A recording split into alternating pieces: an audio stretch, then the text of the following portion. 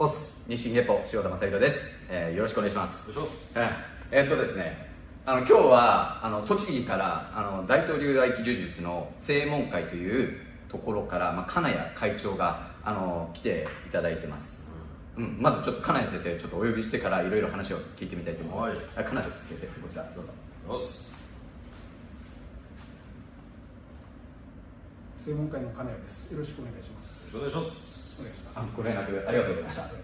で、すみません、最初疑問なんですけども、金谷先生は六法会で稽古されていて、今自分でこう立ち上げられたという感じなんですね。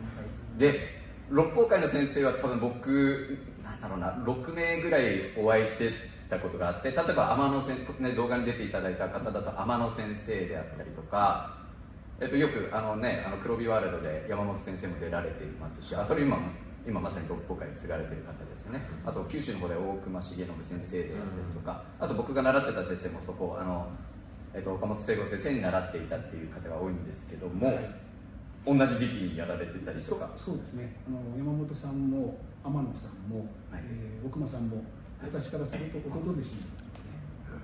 弟弟子、私より後輩になるんです。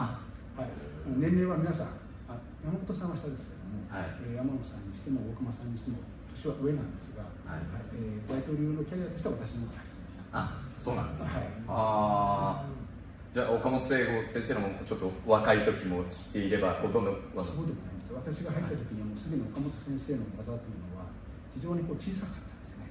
小さかった技がそのものがいわゆる合気柔術と標榜しているんですが、やってることは合気術といういわゆる柔術的なもう手法が省かれているような、パッとやるような、そんな技法がほとんどだったんですね。私よりも先輩になりますと、やはりその柔術的な要素が入ったいわゆる合気柔術というような稽古も随分していたんですけども、そういったものは私はほとんど稽古したことがないんです。兄弟子からたまにですねレクチャーをいただいて、ほとんど経験がないんです。で、今栃木に戻られて正門会を開いて、そこはどういった教えをされているんですか？もともとはですね、六法会の足利支部、私は代表として15年間ぐらい活動したんですが、岡本先生が亡くなって5年ぐらい経った時にいわゆるコロナ禍になりまして、そこで一つ区切りをつけて、六法会から足利支部がそっくり分離独立して正門会という形でやってるんですが、内容的には六法会と全く同じです。継承している技法は全く同じです。ただ、六法会よりは少しは自分なりのその経験上というんですかね、細かく説明はしているつもりではあります。じゃあそこの説明を今日お聞きできればと思います。よろしくお願いします。本当にでも今日初対面で会ってまだ15分ぐらいしか経ってないんですけども、先生最初どういった技からとか、僕はどういうじゃなくて大丈夫ですか？大丈夫です。そしたらですね、いろいろとあるんですが、じゃあ座っていただいて、掴んでいただいて、これをこう叩いて崩すような技ですね。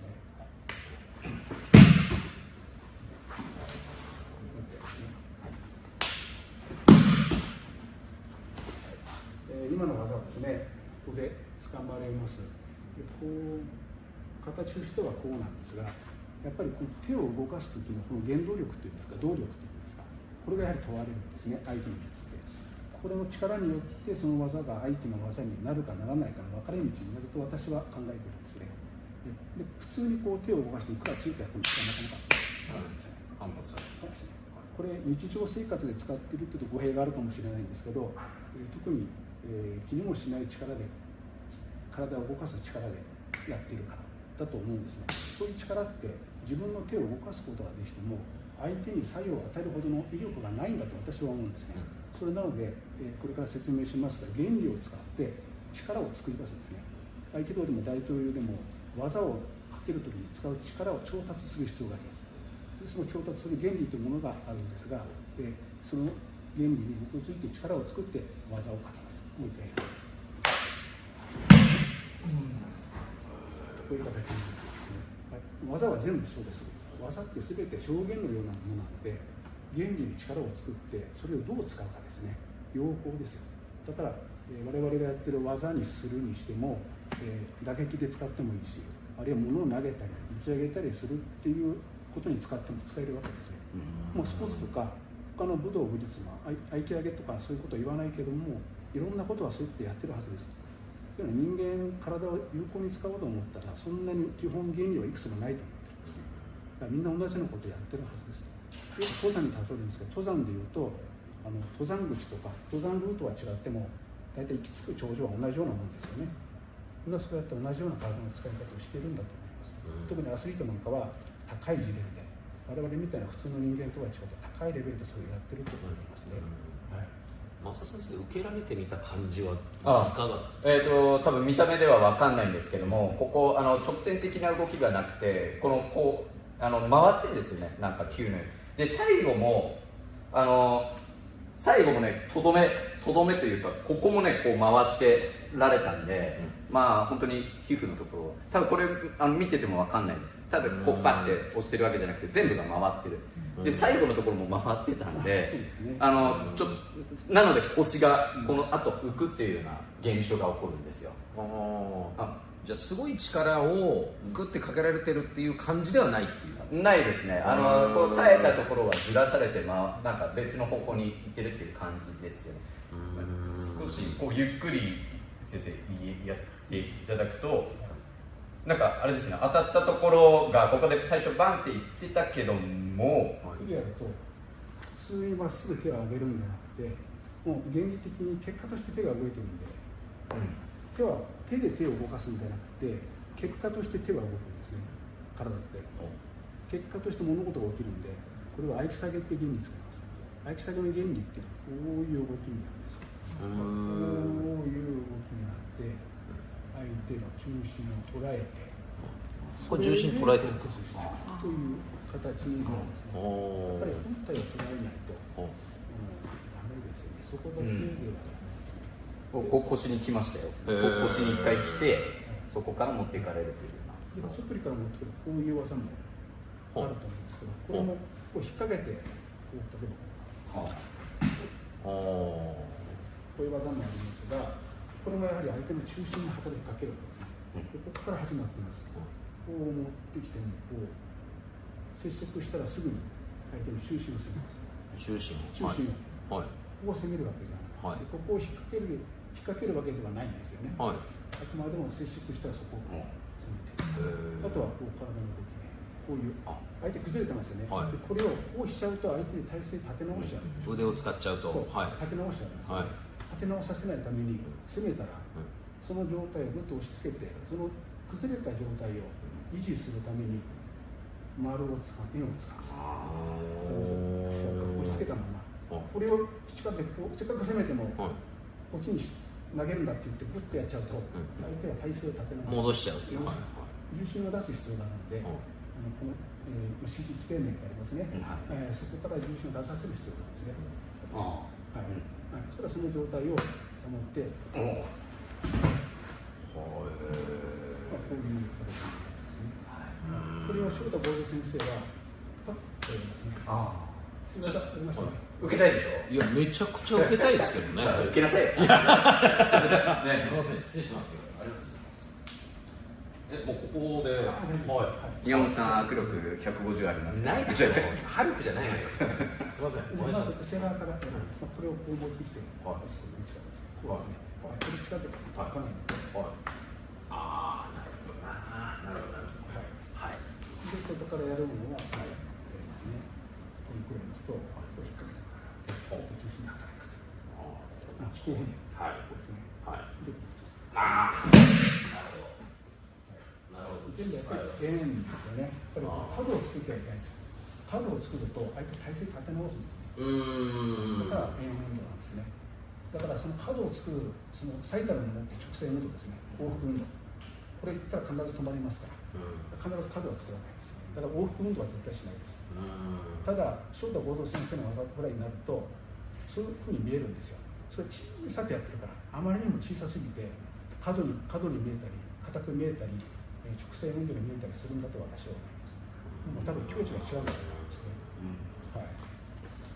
塩田剛三の動画はちょっと2本目の動画でなんかこういうことをされてたんじゃないかなって、いろいろな質人が解釈こう述べられてますけども、金谷先生のこう意見を、2本目のところでちょっとお聞きして、その1本目のところは他にその、もちろん円運動であったり、大事にされているこの正門間で大事にされていることをちょっともう一つ教えていただきたいと思います。はい、わかりました。内側を手を使ってください。はい。これですね。これをこちらに倒します。こちらに倒します。はい。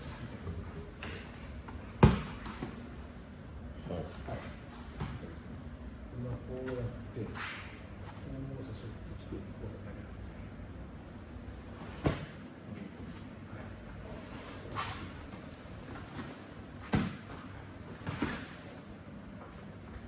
これはこう固定して、この辺をこう回すわけですね。回して中心を攻めるんですね。必ず逆からこう中心攻めていく。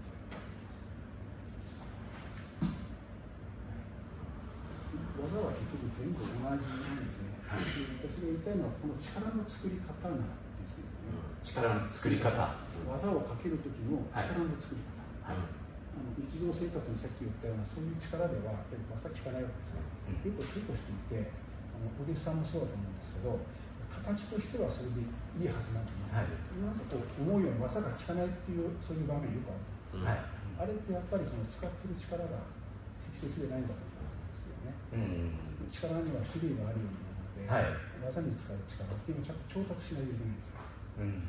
それって何っていう話を実は今日ちょっと時間があればお話をしたいところなんですけども、動画を見てこうなるんだこうなるんだっていうのも結構動画がありふれていて、でもその時に必要な力って何なんだっていうのはやっぱ知りたいところだと思うんですよ。例えば僕たちで言ったら非力の要請、非力ってすごいなって僕もこうね思いながら稽古してるんですけども、よくわかんないじゃないですか、非力で、こちらは体系的に非力を鍛えるようなものがあるんですけども、そういったものがなんか大統領にもあるって、じゃあその使い合気道にもあります。どういったものになるんですか。大統領に言うと、先に言うと合気上げと合気下げっていうのが、実はよく技術ではもう有名になりましたね。合気上げと合気下げと、であれはやっぱり皆さん技として捉えてるんですね。もちろん技としての側面もあるんですが、技だけではなくて体の使い方の原理、さっき言った力の作り方の原理でもあるし、それを身につけるための習得法っていう側面もあるんです。だから合気上げ合気下げって技、原理習得法、この3つの側面があると思ってます。で合気道でいうと、私合気道やったことないのであんまりのことは言えないんですが、私から見るのに合気道にはこういう天の鳥船でしたっけ。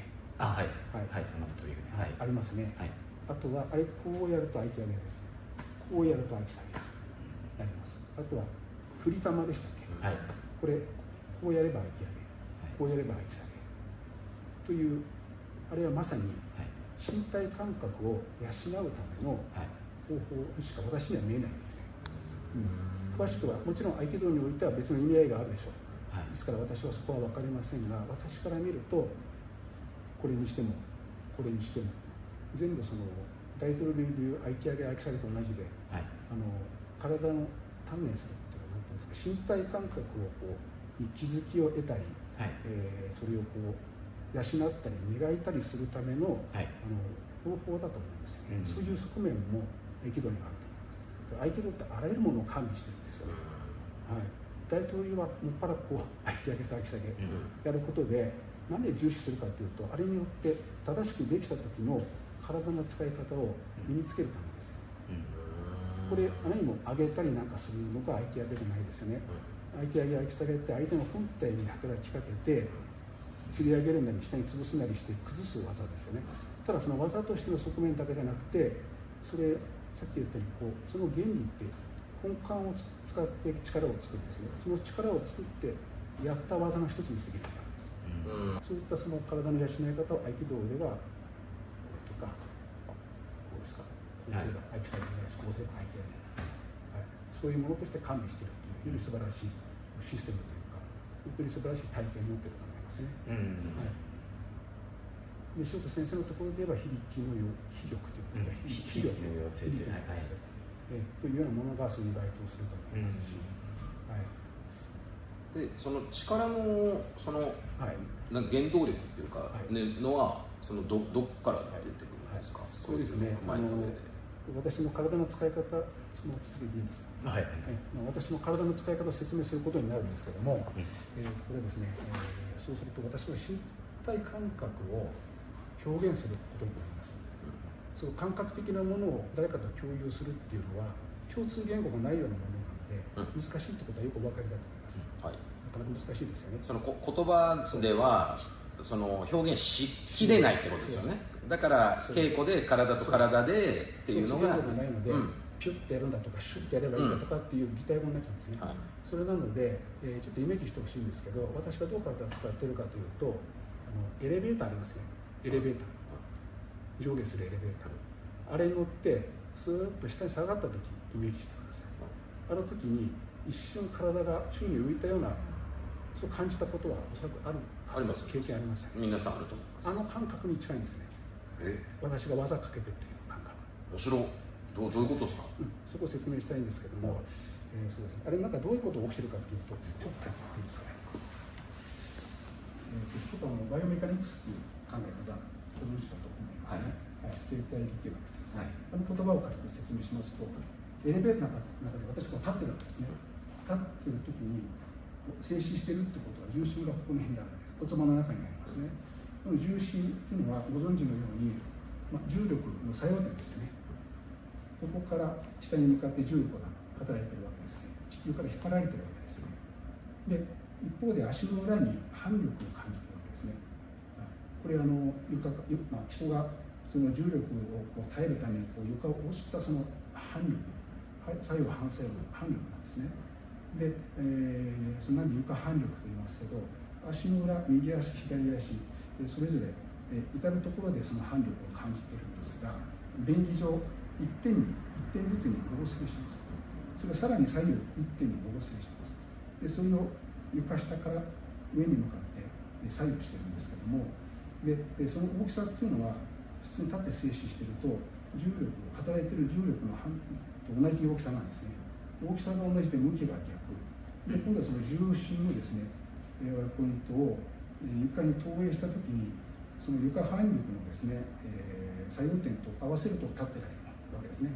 こうやってここを踏まえていただいて、ここはちょっと前提なんで、難しく考えないでいいんですけど、でこの状態で先ほどエレベーターで何があったかというと、足に感じている床反力というものがスコーンと抜けるように急速に減少したわけです。そうすると一方でその重心というものはそのまま働きますので、スーッと下がります。加速度を持って下がります。その時に人の体、物体ですから質量がありますね。体重計で測ると何キログラム出てる質量がありますね。それがその場に取り残されたような形になるんです。それが宙に浮いたとか無重力、正式には無重量というんですが、そういう感覚を覚えるということにつながるわけですね。で、大事なのはここからなんですけど、そのいわば自由になった自分の質量を使って技の力として私は使っている、そういう感覚なんです。それを使ったなんか一番分かりやすそうな技みたいなやつあったりされますか？ありますね。じゃあ例えばそうですね。じゃあどうしますか？じゃあどこですかね。これゆっくりやる。どういう答えがされるか分かんないと怖いと思うので、こうゆっくりやる。外から来て押さえつけて。はい。これもそうします。今のは愛されっていう技を使います。はい。先ほど言ったエレベーターの話を自分で感覚が自分の技をかけるときに感覚に似てるっていうことは、あの状況を自分で作ってると思います、技かけるとき、はい、で今度はエレベーターの中じゃないんで勝手に下の床反力が減ってくれないんで、それを自分でその状況を作んなきゃいけないんですね。でどうやってるかというと、はいはい、私はこの首から頭、この辺を操作してこの辺を先行させて体を浮かせるんですね。ちょっとだけこうやってどういうことですか？重心をちょっと上に上げます。頭を使って。頭を使って。はい。顎、この辺をクッと出して。はい。こうやって。2つあるんですけど、顎を出すか引くかです。顎を出したと上にちょっとジャンプじゃない、ジャンプはしません。足の裏が離れるわけでも何でもないんですけど、わずか重心を上に上げます。はい。あります。でジャンプと近いので体が離れるっていうか、一番外に直線は床反力が増えると思うんですけど、その後はスコーンと減ります、床反力が。なくなればしないけどかなり減るんですね。それをさっきの中でやられてるんですか？でそれが、減ってあとはもうエレベーターと同じ状態になるわけです。そうやって自分の質量を取り出すんですよ、そうやってそれを技にしているわけですね。で先ほどやった技っていうのは片手でもいいですよ。こういう技、これゆっくりやるんですけど、これをやるとこれは合気作業を使ってこういう動きをして体を吊り上げて自分の質量をちょっと浮かせるわけですね。でそれを技にしている。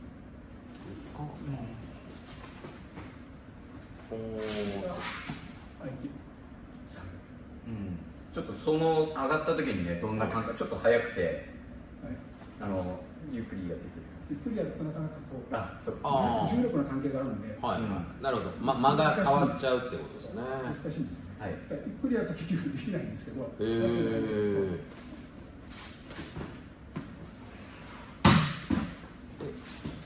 増田先生、これ抑えられないもんですか？これは抵抗できない感じっていうことですかね？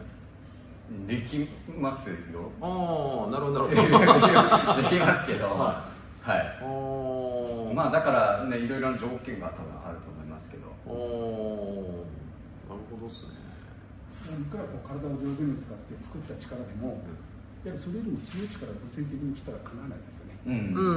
まあ単純に50キロと100キロだったら100キロが勝つっていう理屈ですよね。結局運動方程式なんですよね。F イコール MA なんですよ。力っていうのは質量をかける加速度、もうまさにそれですよね。だから加速度は誰も変えられないので、質量ですよね。体がしっかりした人の方が力を作り出せるわけです。そうですよね。そうですよね。いくら私がこう体を上手に使ってもかなわない力ってあります。あとはじゃあどうするかっていうと、相手の力を抜くしかないですね。抜いた上で、働きかける。それしかないと思いますね。抜くっていうのを抜いて例えばこう使いますね。ちょっと操作しますね。今この辺になってないですね。操作します。いくらかなんか感じませんか？そうですね。肘は伸びて。伸びてますね。今度はなるほほどね。僕の体感では抑えられなくなって、今ここになってるんで。これで抜くといっても結局技をかける一つのプロセスの中の一つなんですけども、だから抜きますかけますっていう感覚はないんですね。かけるときに抜いてるみたいな。我々は抜くっていう感覚実はあまりないんですね。そういう流派もあるんですけど、我々は抜いてかけますっていうことではないんですね。なるほど。そうね、こっちでは抑えられないからね。今の。これは大体合気上げですね。小さくやった。あまり強くやるとそう、首が上げて、あとはこうやって、釣り上げる。崩しのテクニックですね。